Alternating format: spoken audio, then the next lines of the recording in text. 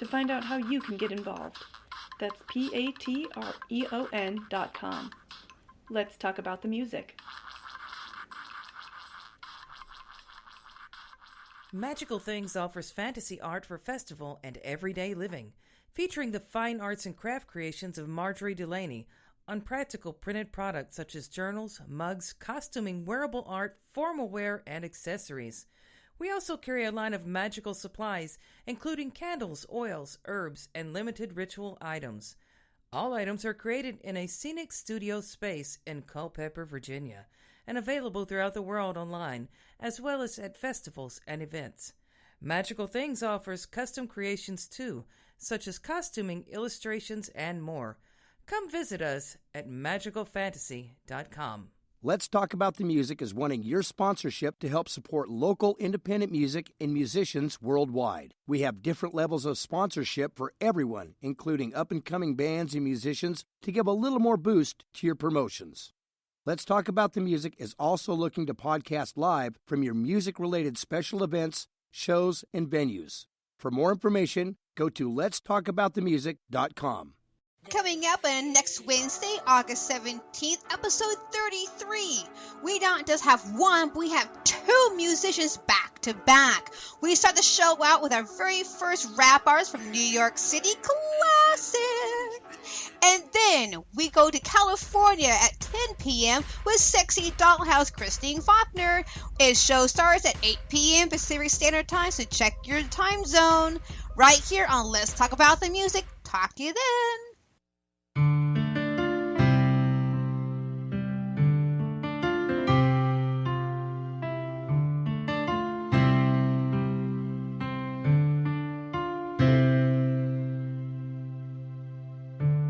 There are some things that I'd never change, things that are better left alone.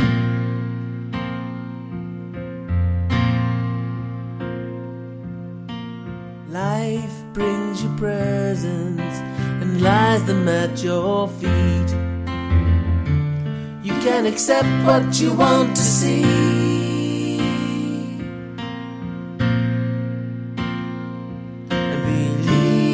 yourself and what you can do. Believe in tomorrow and make it all come true. Make it all come true. Make it come to you.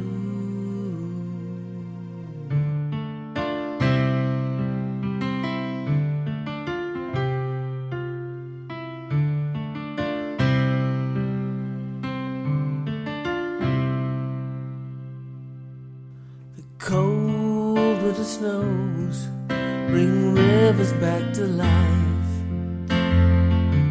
changing the paths they once knew.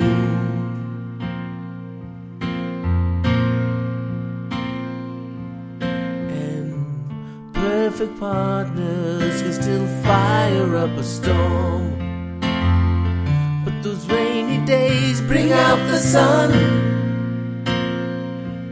Warmer sun, you know you love the sun.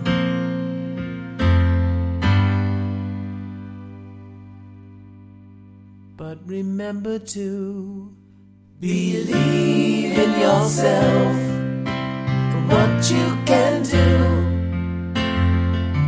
Believe in tomorrow and make it all come true. Make it come to you. And believe in yourself and what you can be. Trust yourself and believe. There are some things I would never change. Some things are better left alone. You can't see a flower from the seed.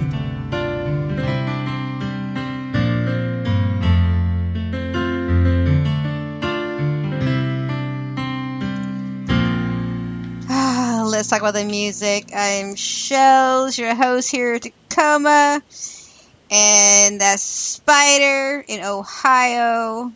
It sure is. I haven't become someone else yet. I keep wondering if I will, but I haven't.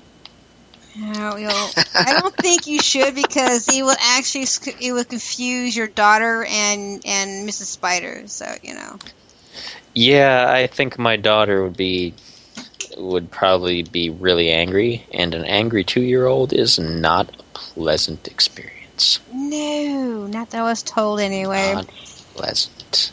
And who we are speaking to tonight is... Who are we speaking to tonight? Let's talk about it. Hello. Johnny Reed. Talking to Johnny Reed, and before the break, we were talking about your experience with Tower Records. Right. You got things right. We're just thinking that it's not a big story, but it was just breaking into Tower Records Hollywood. It was not a tough thing to do. Of course, down here, Sunset Boulevard, we have tons of bands and musicians all over this place, and everybody would love to be in there, but it was not easy. But the general manager told me, he says, "Hey, not everybody gets in here, buddy, but you're getting in here, okay? Your group is coming in." Of course, he thought, there was a group behind this, not just me. But he will give away the posters at the front desk. With every CD they buy, they'll get a poster. And I had the concurrent radio commercials going on, KLOS at the same time, which is a big rock station in Los Angeles. So all that was going great. And the voices I used in those, I did all the advertisements myself, all the spots out of my studio, and I used the English accent for Evan Chuley, of course. "Hello, this is Evan Chuley of Rock Dog. I'm here to talk to you." Did that, and then Joe Island had a gruff voice. "Hey, this is Joe Island, man. Come on down to Tower Records. We're down there today." So. And I sent you a couple of those. I don't know if you guys played them or not, but a couple of the spots that I did on KLOS for that. But anyway, that was great. I was sorry to see that place go. It was great. It was a landmark place. All the top artists over the years would come down there and have special events, and it was just so cool. You're right in the middle of the whole music scene, with the Viper Room right across the street, the Whiskey A Go-Go up the street, and the Rainbow Room. All those clubs were really happening. So, but then the albums went away, and then CDs went by the wayside. Yeah, bummer, too, because I was trying to get a hold of the people who did the documentary for Tower Records, and they're like, "Oh, we're not doing interviews." Just like, "Oh, come on, is it great?" It's history. So in trying to find someone who did Tower Records and have them come on to the show and talk about the history of music and all that jazz, I think it'll be a great topic to bring up for people who don't even know what turntables are, or records, or cassettes, or even 8-tracks, really. Right, yeah, sure. They'd have big events where people came down, and the artists would be down there signing albums, and people would be big events. So, and then the Guitar Center's up there nowadays too, and so those big artists would go over there, Van Halen's and every group. So it was just a community of cool stuff happening. Yeah. Yeah, I saw they had redone the building. I guess they blanked it out to be like just a gray building. But for the documentary, they went up and repainted up all the Tower Records signs and everything. Yeah, we had a Tower Records, I don't know if it's a chapter or a chain or whatever, up here in Tacoma. And I was always trying to get a job there. I wasn't really good with retail, but I wanted to be, stocking the shelves and whatnot, anything to be part of the music industry, because that's what I wanted to be a part of. And they would never hire me. And I even Ticketmaster was part of Tower Records too. And yeah, they kept denying my application. So just like, come on, every single music store, since I was a teenager, trying to get into a music store, and they all denied me. Just like, really? You guys suck. Yeah, well, there's probably tons of teenagers that wanted to get in there too. So it was a tough thing to try to do. Yeah, for sure. Okay, so Marjorie in the chat room does have a question. She's asked, name a song you find or inspiring that people like to make fun of being cheesy and mainstream.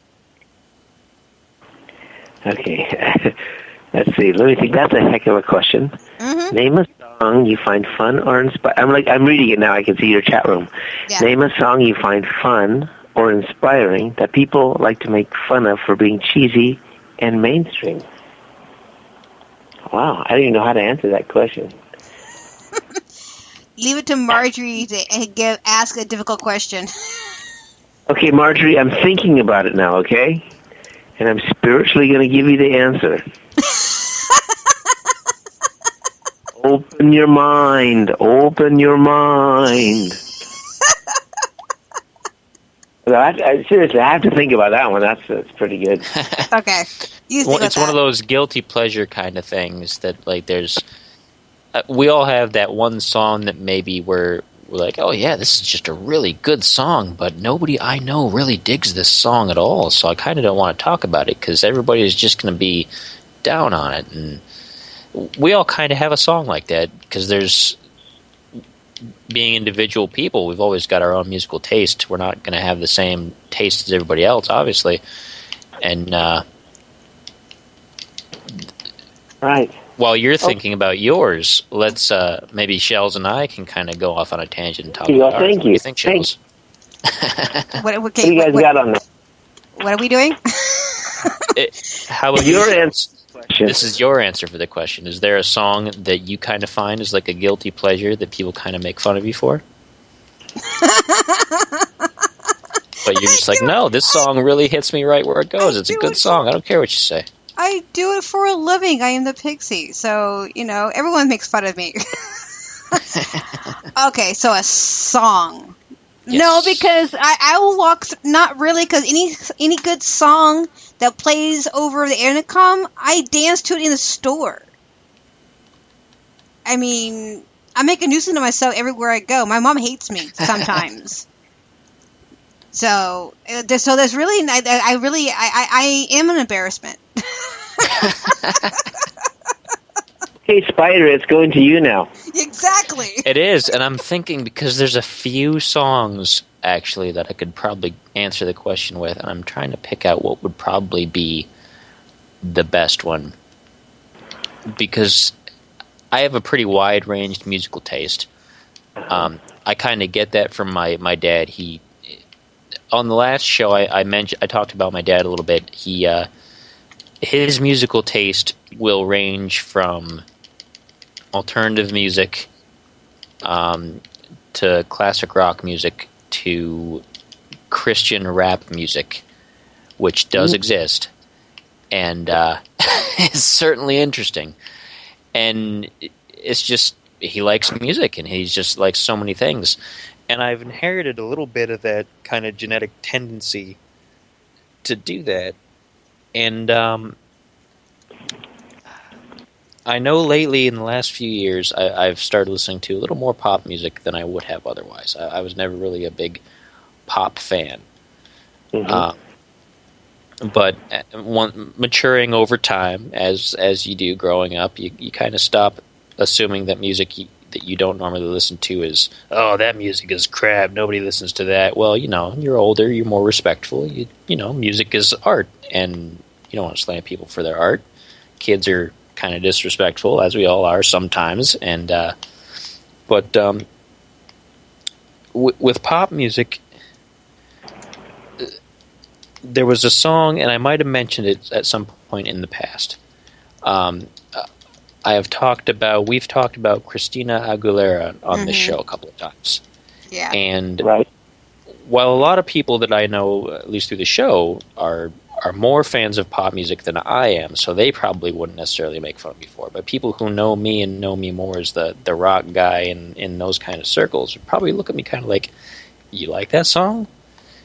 And the one song by her that I always found a little inspiring, even though my music doesn't sound anything like it, is the song "Beautiful." And it had just it was a really good message of a song, and the video was very brave at the time. It had all people of all kinds of different types